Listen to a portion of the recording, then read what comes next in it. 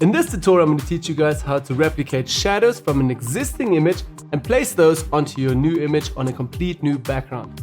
Now, if you're an advanced user, you might know already about this technique and this tutorial is not for you.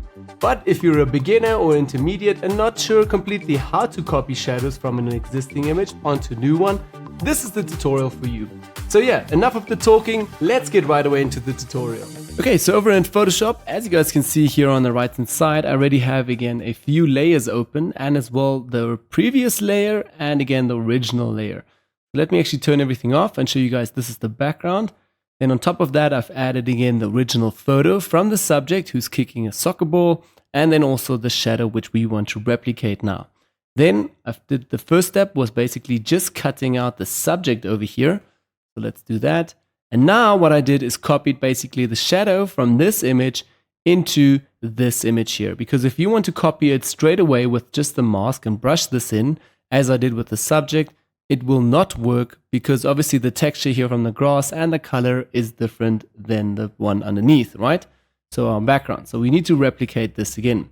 Now, as I said earlier, if you're an advanced Photoshopper, you most probably know already about this technique. But if you're new to this, maybe this is something that you can use in your next retouching. Okay, so what we're going to do first of all is just obviously copy everything in.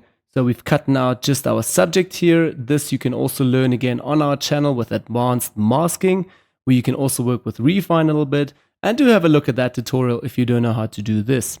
Then for the next step now, I want to obviously copy in the shadow. So I'm going to go first of all onto my layer here, hit right click onto the mask and say disable layer mask. So for me, in order obviously get the shadow here. Great, so we can see the shadow now. I'm going to zoom in a bit closer. Okay, and now I'm going to take the pen tool from the left hand side here, select the pen tool, and behind the subject I'm going to start just with an anchor point. So place an anchor point over here and just drag, and again I'm going to go a little bit further here, just with the anchor point, placing a few paths. And I'm also doing this quite quickly now, because obviously I don't want to keep you waiting too long with this. Okay, like so, maybe just changing that a bit more. Okay, and completing the path to the end. Now, if you're also not familiar with the pen tool, please have a look on the channel as a tutorial teaching you how to work with a pen tool. Inside of that path now, I'm going to hit right click and say make a selection, zero feathering please, hit OK. And for the next step now, what I'm going to do is also maybe transform this still a bit, just because it's not looking that good here in the front. So I'm going to take the marking tool from the left hand side, hit right click inside of that selection, say transform selection, and just with command on the keyboard, I'm just moving this a little bit out my selection. Okay, hit enter and that is accepted. Now I'm going to take a new layer from down here, and this will be first of all the shoe background. So again, shoe shadow, not background actually. Okay, you can rename that to anything you like. Shoe shadow, and with the marking tool inside of that selection, hit right click and say fill here, and with black foreground color. Okay, and press Command D, get out of the selection. So I'm working with a Mac. If you're a Windows person, please press Control when I say Command. Okay, so for you it's Control D, for Windows Mac users Command D.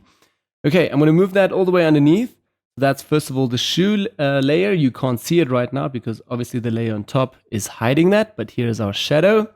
And now what I'll do is just go back in, take the pen tool once again, and start again behind the subject, placing an anchor point and going all the way through here, just with the pen tool along the shadow from the original image.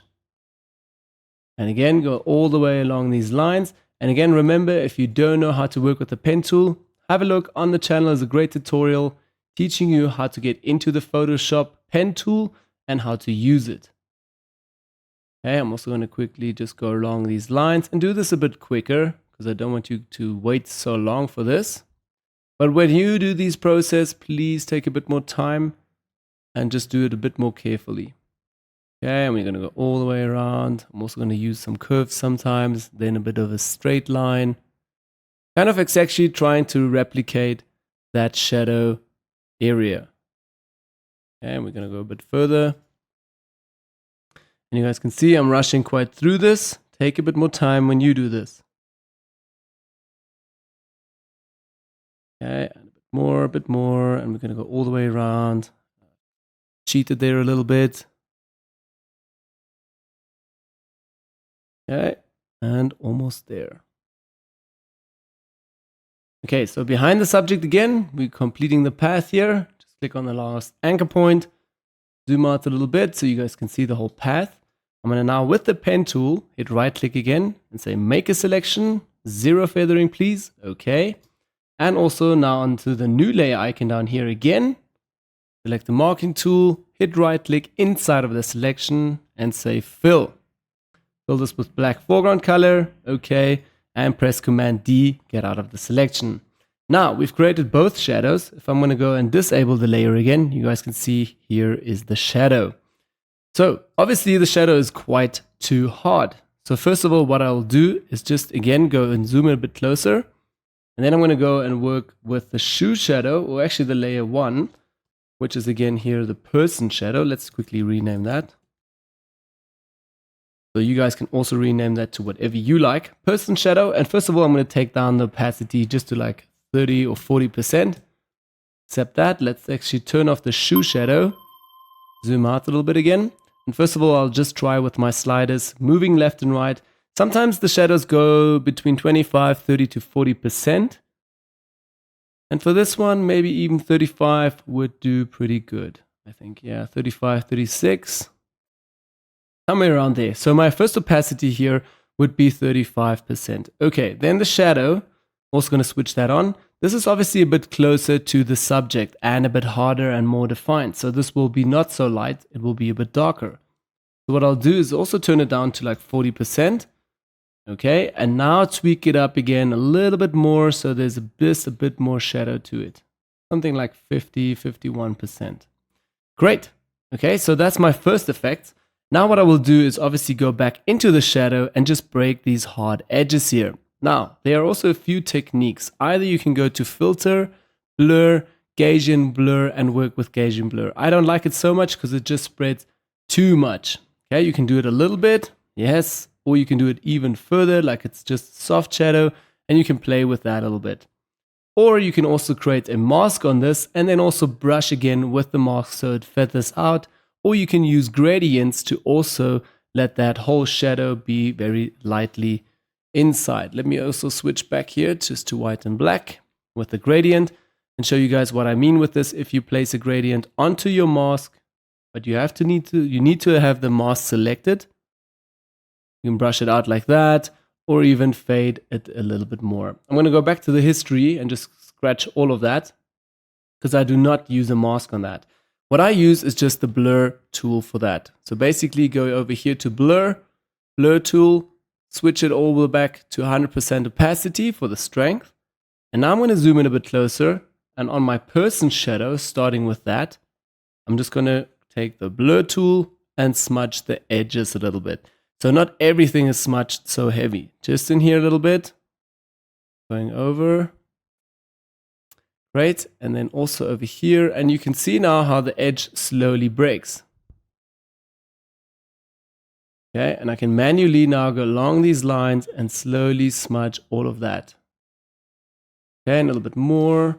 And I'm also working with the Wacom Intuos 5 Pro tablet in order for me to change my wheel and the brush size really quickly. If you don't have that, you can also press Ctrl Alt together, change the hardness to 0 and make it a bit smaller again, and then also continue brushing over this.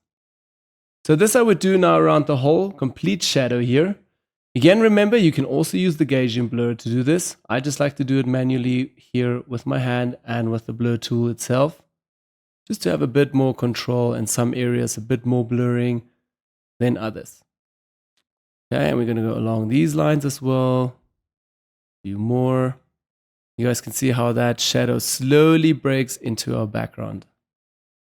Sometimes if you also have concrete or very defined hard surfaces, then it also works to have the shadow really hard and defined instead of just blurring it off like this. Okay, and again a bit more, and obviously I'm rushing through this, doing this a bit quicker. Take a bit more time when you do this. Okay, and this technique also helps sometimes if you have a lot of overlaying shadows. Okay, like so, great. And now for the next step that I'll still do is again on my shoe shadow, I'll just take the opacity down like to 20% and the brush super small, so it's just feathering the edge. And then going along this line. And I want it to be a bit harder because it's obviously a bit closer to the shadow here, to the shoe, to the subject.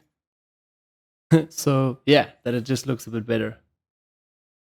Okay, slowly breaking that. And now the shoe shadow, I can still move that in a little bit or out. Or again, press Command T with holding Command.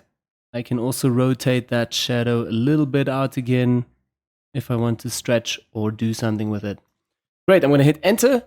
Zoom out.